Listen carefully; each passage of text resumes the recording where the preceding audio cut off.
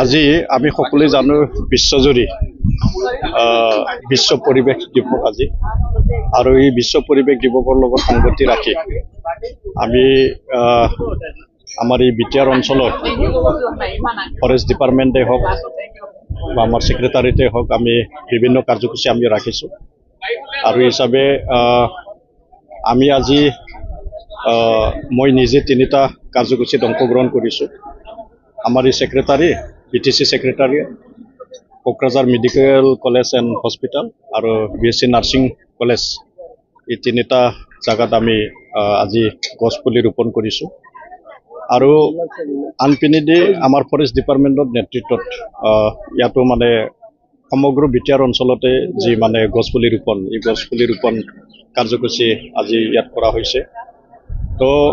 আমি সকলোৱে জানো যে গছ থাকিলেহে মানুহ থাকে, এটা এটা তথাকথিত এটা মানে কোটেশ্যন হয়। তো হিচাপে এই যি এটা কোটেশ্যন এভাৰগ্ৰীণ যি এটা কোটেশ্যন এই কোটেশ্যনটো আমি বচাই ৰাখিব লাগিব আৰু সেইটো বচাই ৰখাৰ কাৰণে ইতিমধ্যে আমাৰ বিটিআৰত BTC চৰকাৰ প্ৰমোদ বড়োৰ নেতৃত্বত আমাৰ বড়োলেণ্ড অঞ্চলটো সেউজীয়া কৰি ৰখাৰ কাৰণে গ্ৰীণ বড়োলেণ্ড কৰি ৰখাৰ কাৰণে ইতিমধ্যে বহুতকেইটা পৰিকল্পনা কৰা হৈছে আৰু সেই পৰিকল্পনাসমূহ কাৰ্যকৰী কৰাৰ কাৰণে নিশ্চয় অৰ্থৰ প্ৰয়োজন হয় আৰু সেই অৰ্থ প্ৰয়োজনটো আমাৰ এই বিটিআৰ অঞ্চলত যিমানখিনি মানে বাজেট এলোকেশ্যন হয়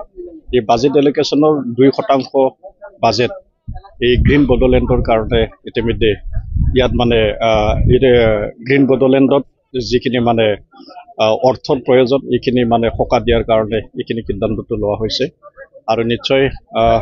যোৱা বছৰৰ 2023 চনতো ছেপ্টেম্বৰ মাহত আমাৰ বিটিআৰ অঞ্চলত ভৈৰৱকুণ্ডতে হওক বিভিন্ন অঞ্চলত ইয়াত গছপুলি ৰোপণ ইয়াত কৰা হৈছে আৰু নিশ্চয় আমাৰ যি গছ ৰোপণ বা গছপুলি ৰোপণ আৰু আমাৰ বিটিআৰটো সেউজীয়া কৰি ৰখাৰ কাৰণে যে এটা সিদ্ধান্ত এই সিদ্ধান্তটো অব্যাহত থাকিব আৰু বিটিআৰত BTC চৰকাৰে ইয়াত সুকীয়া যিখিনি সিদ্ধান্ত এই সিদ্ধান্তবিলাক কাৰ্যকৰী কৰিব।